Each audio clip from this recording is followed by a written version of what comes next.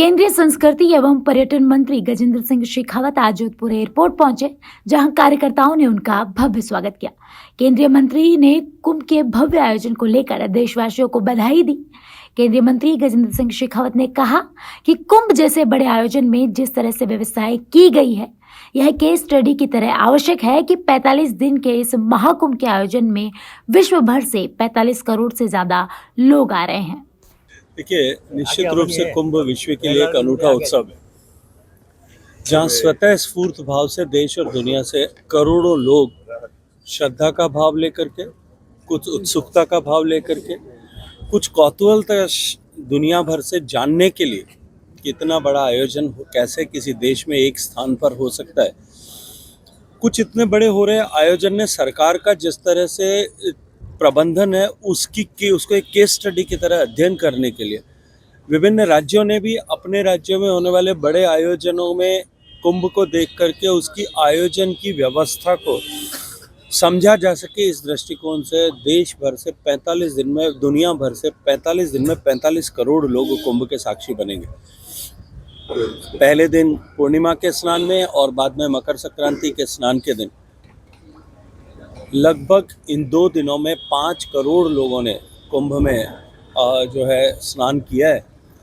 लेकिन इसके साथ साथ में लगभग 15 लाख लोग जो हैं कुंभ में पूरे 45 दिन तक रह करके कल्पवास कर, लगभग इतनी बड़ी संख्या साधुओं की है जो पूरे 45 दिन तक लगभग कुंभ में रहने वाले हैं, और लगभग इतनी बड़ी संख्या यानी 15 लाख लोग ऐसे हैं जो सफाई कर्मचारी के रूप में, विभिन्न व्यवस्थाओं को देखने वाले कर्मचारियों के रूप में, भोजनशालाओं का प्रबंधन करने वाले और भोजन का व्यवस्था करने वाले लोगों के रूप में वहाँ स्थायी रूप से निवास कर रहे हैं। लगभग 50 लाख लोग स्थायी रूप से निवास कर रहे हैं, और बाकी लोग जो है नित्य प्रतिदिन आते हैं। और ऐसे बड़े स्नान के दिन और भी ये संख्या आने वाली मौनी अमावस्या के दिन और भी ये संख्या जो है बड़ी होगी। लेकिन निश्चित ही कुंभ का प्रबंधन उत्तर प्रदेश सरकार माननीय योगी आदित्यनाथ जी के नेतृत्व में और देश की सरकार ने माननीय प्रधानमंत्री जी के नेतृत्व में जिस तरह से किया है, वो निश्चित रूप से अनूठा है। क्योंकि इससे पहले कुंभ जब कभी भी देश में होते थे, कुंभ शाश्वत है, हजारों साल का लिखित इतिहास है। लेकिन इससे पहले के कुंभ का स्मरण करिए, 2013 के कुंभ में किस तरह से भगदड़ मची, सरकार ने किस तरह से उस समय जो है असंवेदनशीलता के साथ में व्यवहार किया था। वहां से लेकर के 1954 में जब देश की आज़ादी के बाद में पहला कुंभ हुआ था, आप उस समय के कुंभ की व्यवस्थाओं को देखिए, सरकार किस तरह से इन विषयों को लेकर के उदासीन थी। नेहरू जी के कुंभ में जाने के कारण से ऐसा लिखित रूप से लोगों ने स्टोरीज की है कि उस कुंभ में 1000 से ज़्यादा लोग जो भगदड़ मची थी उसके कारण से दिवंगत हुए थे।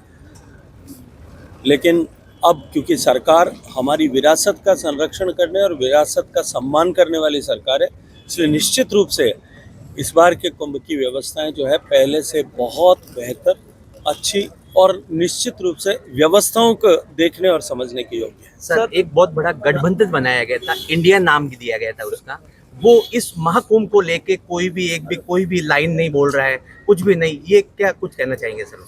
देखिए, वो अवसरवादियों का संगठन है। ऐसे लोग जो पिछले लोकसभा चुनाव से पहले इस भय को लेकर के कि सरकार अगर फिर सत्ता में आई तो हम ऐसे भ्रष्टाचारियों को ये नहीं बख्शने वाली है, जीरो टॉलरेंस की नीति के तहत ऐसे सारे लोग जो जेल यात्रा करके आए थे, वो सारे लोग एक साथ एकत्रित आए थे।